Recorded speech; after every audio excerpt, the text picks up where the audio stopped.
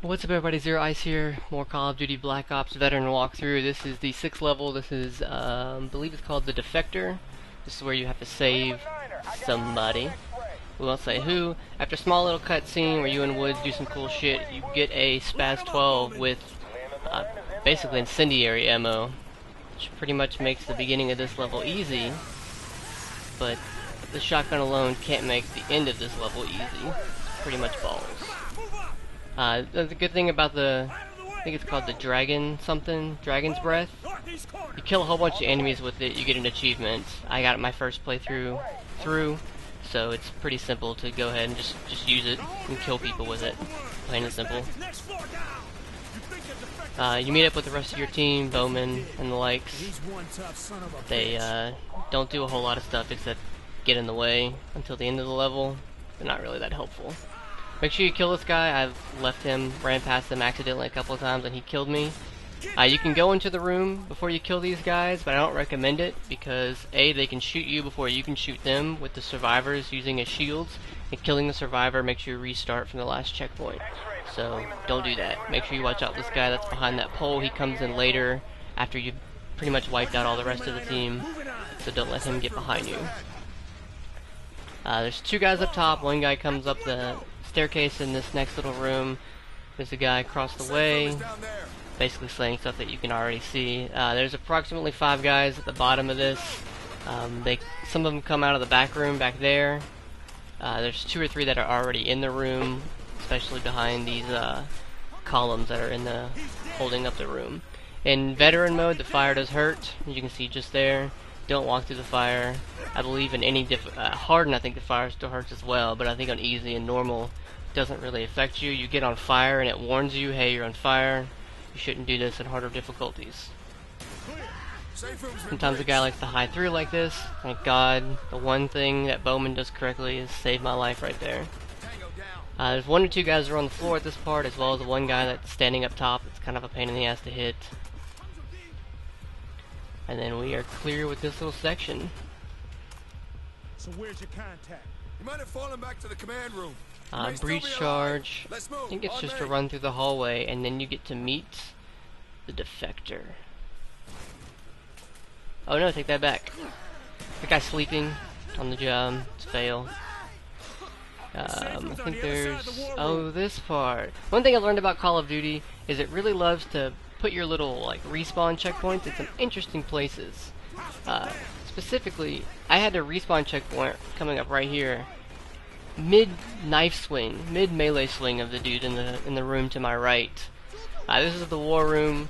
There's 3 or 4 enemies along the banister on the opposite side of the room. A couple more spawn in as you start killing the guys on the floor. So make sure that you pay attention. 1 or 2 of them actually have RPGs, so be careful of that. Usually what I would do is this guy right here. I had to respawn checkpoint mid melee. That's no fun. So RPGs across the way, and usually what I do is just huck grenades at the bottom while I take all the guys on the railing. Between grenades and the AI, generally the bottom gets killed pretty quickly. If they don't, just bust out with a Dragon's Breath shotgun and do what you do best. Or rather, let that gun do what it does best.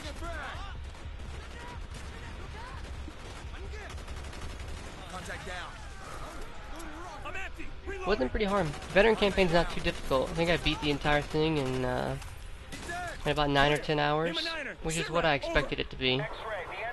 Some levels are a lot harder than others. Some parts a lot more frustrating than others. And some seem difficult, or at least that they would be difficult when I was playing on the easy mode, but actually were pretty easy in veteran. So after you meet the Defector, you're going to come up and you're going to see this guy who thinks that he's injured, and you're going to grab his radio, and which means that you get an attack chopper air support. You pretty much just have to give it a general direction and push the right trigger, and it'll kind of target locate something instant on its own. Like you saw where the green was on the side of the building. When I hit right trigger, the yellow part went into the building. I don't know. But if you get 20 kills with the air support on this level, you get an achievement. Once again, I got it through my first playthrough. It's not really that difficult to get because you have to use the air support like 5 times or so. Plenty of chances to get kills. As you can see, there are a lot of enemies up high, down low, in buildings, running around. There's a mixture of AKs and shotguns. They love to throw grenades. Some of them even throw flashbangs. And then there's fire. You can opt to stand behind bottom feeder, the big APC right there, but I don't recommend it. I would kind of like clear out an area by yourself and with the air support, and then I stick to the left side along the wall and stay in there. You have a lot more cover. You don't have to worry about staying right behind him and moving forward and back when he does, like you did with the coal mine in Vortuga. Or Vorkuta. I guess it's Vorkuta. If you run in this building, if you haven't already picked it up, right here, right there where I just knifed, is one of the intels in this level. Again, I don't know why I show you that. I've already suggested that you go watch the Rooster Teeth videos. It just makes me feel better to knife random inanimate objects, though. I died here a good, I would say 20-something times. Yeah, I don't know why I kept dying right here, but I would mark the target, which you're supposed to do with the air support, and some random guy would always kill me from a building that I could not yet see him. That's the real issue, I think, with this level, is the enemies can see you and hit you well before you can see and hit them, and even if they shoot you in the foot, you die. So what I usually do is just stay in this building after I've marked the target and just stare at the building in front of me. There are plenty of guys that respawn in there. They spawn in the window, the little alleyway, and on the roof. The guy on the roof sometimes has an RPG, and he will not hesitate to fire that into the window that you're standing in.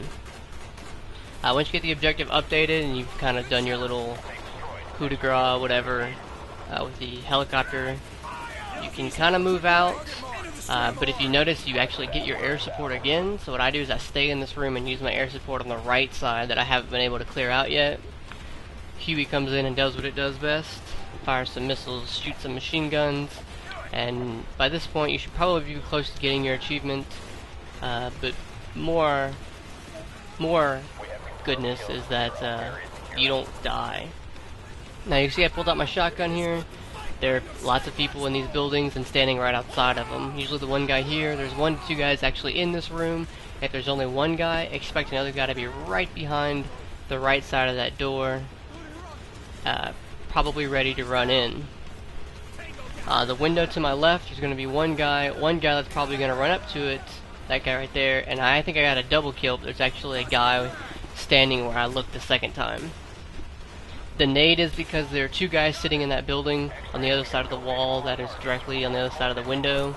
I can't tell you how many times I died right there, and if you die right here, you go all the way back to where you had to mark the target tank again. It's a pretty far ways back when you think about how AIDS this part of the level is. So I kind of hang back, let the AI get some kills. I want to verify that I've killed those 2 guys in that building, so I wait. If you wait long enough, they will eventually rush out, as well as my air support is coming to try and kill some guys. This is really the last time you have a chance to use the air support, so if you haven't gotten the achievement yet, maybe you should kill yourself and go back and try and stall a little longer to get a few more kills with the helicopter, because you really don't have another chance to use it before you're running for your life. Here are the 2 guys I was talking about. I didn't get them with a grenade, but they still almost killed me. And you're about to get another checkpoint, so if you can just make it 30 more feet in front of you, or I guess 45 more meters in front of you, hopefully your air support and your AI have killed enough people that you should just be able to kind of run forward and not worry about having anybody else to sneak up on you and kill you. You can't go upstairs in this building, so don't worry about people sneaking up behind you that way. I think I call it one more, just to be safe.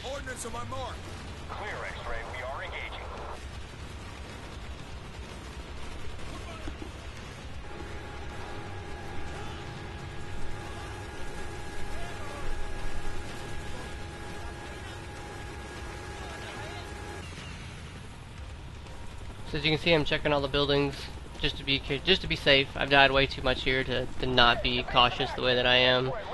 This little section after here, what I usually do is run behind this car. You don't actually have to shoot anybody. However, the enemies feel differently. They feel that they should be shooting you. So if you just run over here and hold X and help Woods and open the door up, little cutscene happens out, you go unconscious. It's not really that fun. Up the building, lots of people in the building, but the Dragon's Breath solves that pretty much. You can't shoot through the glass, you have to actually break the glass and then shoot it, which makes no sense, because you would think that a shotgun blast would break a window, but who am I to question game physics? Little diving cut right there. Some shit happens and the floor blows out. Right now you're just trying to make it to safety and to the chopper that refuses to come pick you up. Courtyard with about 6 guys in it. There's a building that's got a couple guys on the bottom, and you no longer have air support because of that big ol' anti-air gun, but that's okay, we have C4. Once again, make sure that you run away before you detonate. So you'd hate to kill yourself after you made it this far and have to go all the way back. If you wait a second, the door doesn't open up right away, but after Reznov does a little bit of shit, the door magically opens up and there's a hole in the wall. If you go over to the right, I think I'm going to show you anyway, this is the third and final intel in this level, sitting right on top of that table. Now this part can either be easy or it can be difficult. It's easy if you sit up here and you just kind of chill out and look out of the window and shoot people as they come by. It's difficult if you do anything other than this. There's going to be a wave of guys that come, I guess about 8 guys, that come from this side, and once it's all cleared out, they're going to start coming from 90 degrees to the right of where these guys are spawning. So just take these out. The AI does help. There's even a turret mounted machine gun down in the courtyard. I don't advise you to go get on that. You're very exposed.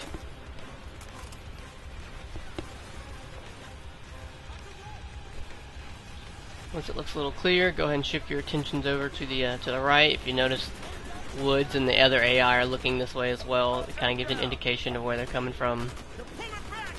And once you take most of these out, you'll get the message from Bowman says they're pulling back. That's not true at all. In just a second, you're going to get greeted with a nice big tank. And that's not really fun.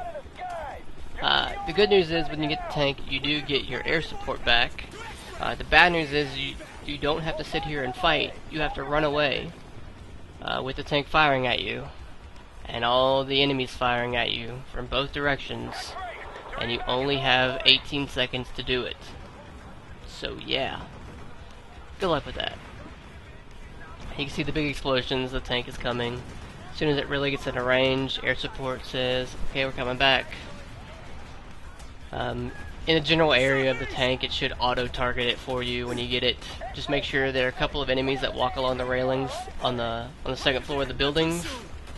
So be mindful of that they'll kill you probably faster than the tank will. But mark the tank and run. What I do is I usually run and dive behind this, fire one quick grenade over there, and run for my life. You can hide behind those barrels if you want for a split second, but my recommendation is to just run.